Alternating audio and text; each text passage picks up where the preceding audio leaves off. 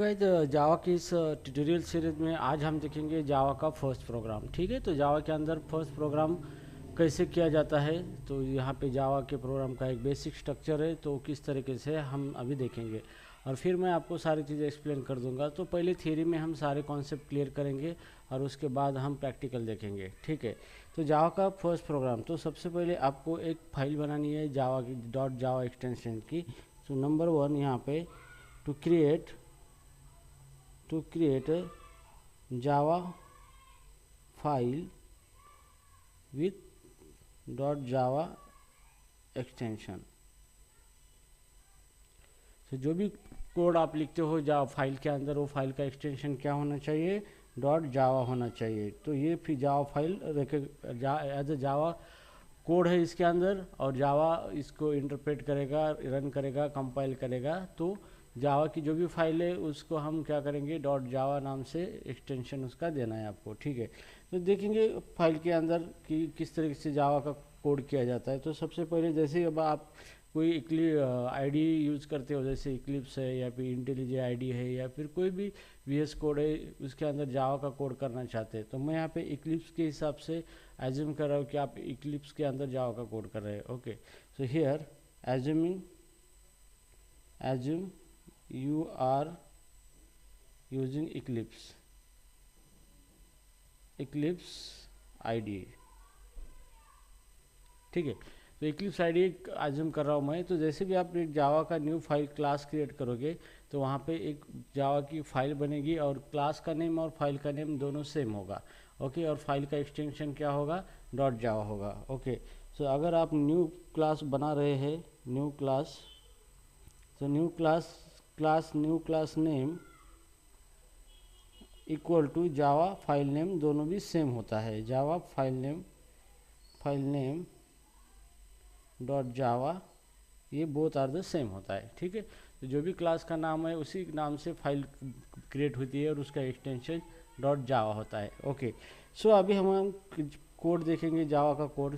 शुरू में कैसा कोड होता है, तो यहाँ पे सबसे पहले होता है पब्लिक क्लास, और यहाँ पे क्लास का नेम है, जैसे हम लिखेंगे डेमो क्लास। ओके, तो हमने क्लास बना है डेमो क्लास, ओपन ब्रैकेट, और इसके अंदर है पब्लिक स्टैटिक वाइड मेन, इसके अंदर एक स्ट्रिंग एरे आर्गस, और इस तरीके से आपका ये जावा का प्रोग्राम का स्ट्रक्चर होता है। ठीक है, अब इसके अंदर कोड मैं लिखता हूँ, सिंपल एक मैसेज क्रिएट करता हूँ यहाँ पे। तो मैसेज क्रिएट करने के लिए सिस्टम क्लास है, सिस्टम डॉट आउट उसका स्टैटिक ऑब्जेक्ट है, और यहाँ पे सिस्टम डॉट आउट डॉट एक मेथड है प्रिंट LN, मतलब प्रिंट न्यू लाइन, एंड यहाँ पे मैं मैसेज देता हूँ welcome in a Java. Okay, तो ये कोड हमने लिखा है। ओके, तो ये है जावा का एंट्री कोड यहाँ पे। ओके, तो ये जो लाइन है ये मैंने लिखी है, लेकिन जब आपका प्रोग्राम बनता है, न्यू क्लास क्रिएट होता है, तो ये लाइन इसके अंदर नहीं आती है। ठीक है, तो चलो अभी हम इसको एक्सप्लेन करते हैं कि ये किस तरीके से होता है। तो यहाँ पे ये जो होता है, यहाँ पे पब्लिक, इसी को कहा जाता है एक्सेस मॉडिफायर।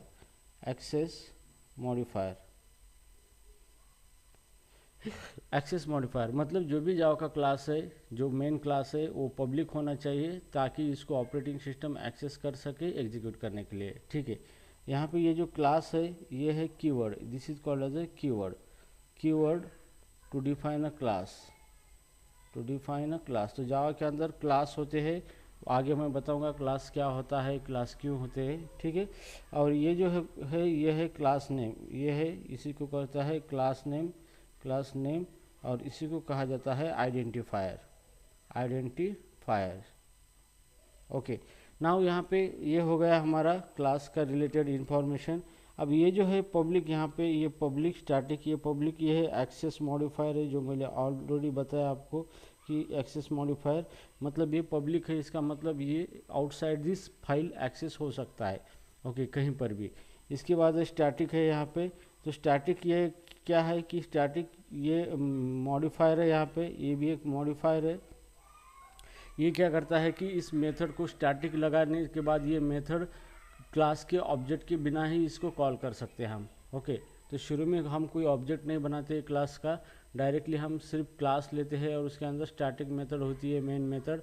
मतलब ये method directly without creating a object ये इस मेथड को कॉल किया जाता है। ठीक है, नाउ यहाँ पे वाइड जो है इसका मतलब ये है कि method return nothing, return nothing, ये मेथड कुछ भी नहीं रिटर्न करने वाली है, इसलिए इसको रिटर्न टाइप वाइड। तो इसको हम ये भी बोल सकते हैं it is a return type, return type. Okay, इसको रिटर्न टाइप भी कह सकते हैं। और नाउ यहाँ पे मेन है, मेन ये क्या है, ये फंक्शन है, this is called as a function, function. और ये है जावा का एंट्री पॉइंट, एंट्री पॉइंट मतलब इसके अंदर से जावा का कोड एग्जीक्यूट होना स्टार्ट होता है। ये मेन फंक्शन, मेन यहाँ पे फंक्शन का नाम है और इसी नाम को रिकॉग्नाइज करके इसके अंदर का कोड रन किया जाता है और यहाँ से हमारा प्रोग्राम स्टार्ट होता है। ठीक है ना, उसके बाद यहाँ पे स्ट्रिंग नाम दिया है हमने, यहाँ पे ये स्ट्रिंग नाम दिया है, स्ट्रिंग एरे। तो ये है command line argument, command line argument. अगर आपको आपका प्रोग्राम कमांड लाइन से भी रन करना है तो आपको वहाँ से कोई आर्गुमेंट अगर पास करते हो आपके जावा के मेन फंक्शन को, तो यहाँ से आप इसको आप आर्गुमेंट पास कर सकते हो और मेन फंक्शन के अंदर उसको एक्सेस कर सकते हैं। ठीक है, अब रही बात यहाँ पे मैसेज, मैंने यहाँ पे ये मैसेज प्रिंट कर दिया, यहाँ पे वेलकम इन जावा। तो ये सिस्टम क्या है, ये सिस्टम ये क्लास है, this is a inbuilt class of Java, inbuilt class of Java. तो जावा का इनबिल्ट क्लास है सिस्टम, और क्लास डॉट आउट मैंने कॉल किया है, मतलब क्लास के नेम से मैंने आउट, ये ऑब्जेक्ट है प्रिंट राइटर का। तो इसका मतलब है कि ये स्टैटिक ऑब्जेक्ट है, static field of a class, static field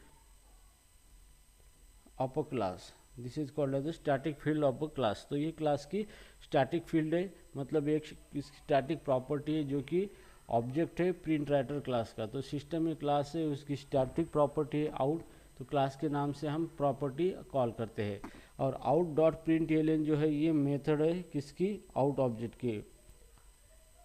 it is a method, it is a method, method to print the message, print the data on screen.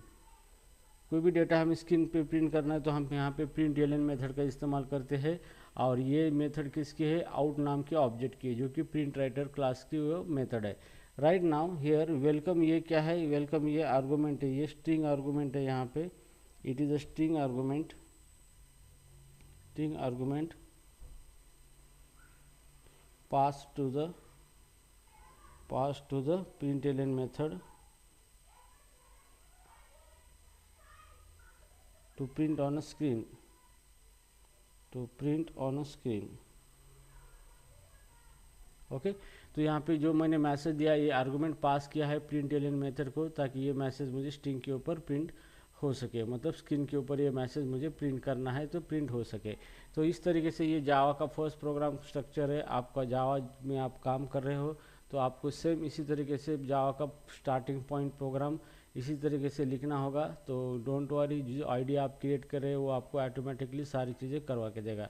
तो यहाँ पे मैंने सारी चीज़ें आपको एक्सप्लेन कर दी है जावा की क्लास के मेन क्लास के रिगार्डिंग कि किस तरीके से ये कोड वर्क होता है और किस तरीके से जावा इस कोड को एग्जीक्यूट करता है। ठीक है, तो I hope guys theoretically you understand the things about the Java. So Java की सीरीज़ में मैं आपको जावा बेहतरीन तरीके से पढ़ाऊँगा।